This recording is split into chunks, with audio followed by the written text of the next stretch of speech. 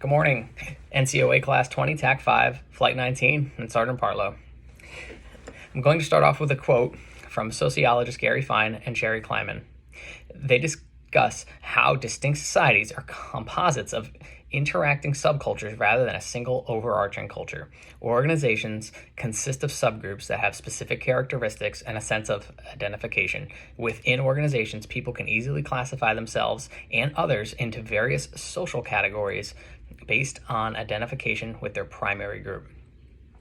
I work at CENTCOM targeting shop, and we run a 24-hour a day, 7 days a week operation where we provide airstrikes and air support to the ground troops that are in the CENTCOM AOR, as well as deliberate target planning on what we're going to strike next as far as achieving commander's objectives. That's what we do as an overall organizational culture, but we have many different subcultures within ours. Those subcultures are Army, Navy, Marines, Air Force members, civilian contractors, and civilian government employees from the DIA. We all work together to accomplish a mission, but each of us has our own unique experiences and our own subcultures within the organization. Certain things, such as where you're from, assignments that you've had, and career backgrounds, whether it be in targeting, intelligence, prior infantry, aircraft maintenance, and we all come together to form one. There's many healthy elements of working at CENTCOM and our subcultures. Some of the healthy elements with our organizational culture is we do some of the most rewarding work in the DoD. When we drop a bomb and it ends up on CNN the next day, there's no question on whether or not our work mattered or our work is something that is going to receive national attention. We also do a very direct contribution to the war effort and saving lives for the troops on ground, which is a very rewarding, especially when it's on a daily basis that we are doing this. There's also other organizational culture that is very good for us and very healthy, such as we go to PT 3 times a week, and that helps with team building and brings all the military members closer together. We also have the uniqueness of being able to work with the other branches, so we have a unique opportunity to learn about each other, and when we do that throughout discussions.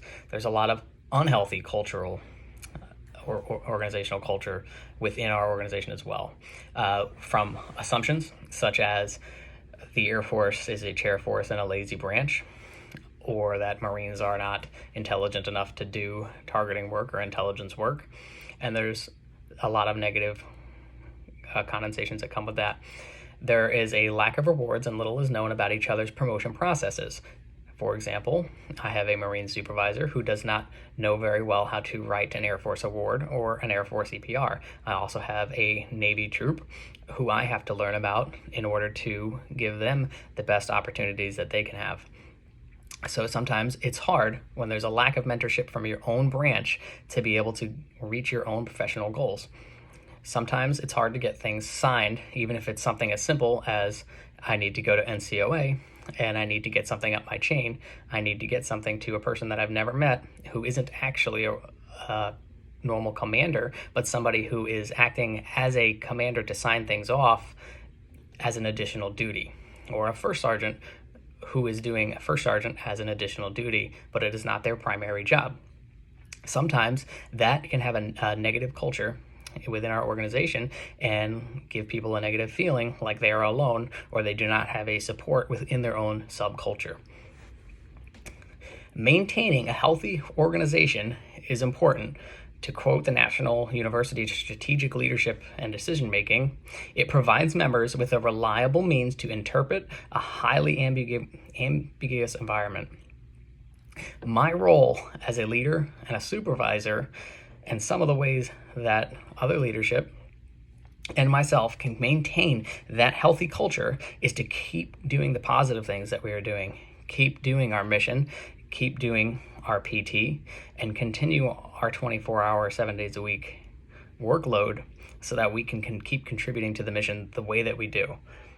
There's also ways that we can strengthen our cultural organization. We could do things such as we could do Air Force specific mentoring to help each other whether it be through networking events or organizations where we can get together and we can help each other learn about our own career goals so that we can make our own subculture and help each other out to understand each other so that we can reach our own professional goals and have the people there and readily available to help. One thing that could also help is, instead of trying to be divided into our own subculture, we can make events where we can learn about each other's subcultures to help each other out and to help our Navy personnel, our Marine personnel, our Army personnel, and they can help us. So maybe we can even do classes or some sort of environment to where we can help each other. How do I help my troops reach their goals within their own organization so that I can write their EPRs better, so I can make them get the awards that they deserve and the recognition that they get, that they should have. It will also help people feel included, and we can also do that with our civilian contractors and GS employees. If everyone feels included within their own subculture, we can help all come together to make the mission better.